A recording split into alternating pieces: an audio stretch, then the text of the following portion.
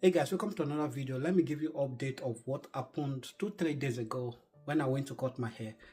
I've been very busy with making videos about what is happening on social media that I've not given you guys update about what is going on in my personal life. The first aspect of this page is to show you guys what is happening in my day in and day out life. And the second aspect of this page is to show you what is happening in the world and to give you my thoughts. So 2-3 days ago when I went to cut my hair, if you notice, I've shaved my hair because my daughter's birthday is coming up, so I had to go get a clean shave. What happened is I went to my barber's shop, the one that normally cut my hair. Like you guys know, I don't like changing my barber, so I went to that salon to cut my hair.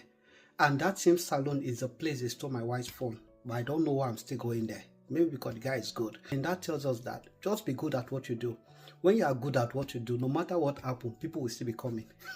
That's just what happened to me. The reason is I've not seen a good barber. That guy is very good. So that aside, what happened 2 days ago was that when I got there, I saw my barber as usual. I told him that I want to cut my hair.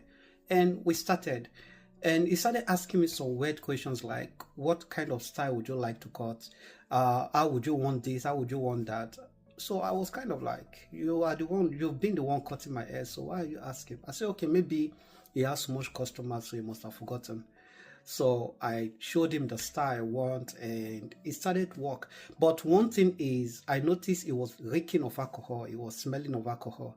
But I just like, okay, maybe he went to club a day before, something like that. I said, okay, no problem. But when the guy was cutting me, I could see the coordination in his movement, the way he was holding the clipper, the way he was cutting me. At some point, I was even the one telling him, he would not say, oh, are you done?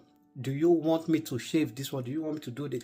I will tell him that, see, you've shaved this side, but this side, you've not touched it. What is the problem? At some point, he shaved my beard, and the way he shaved it, it was not really looking nice.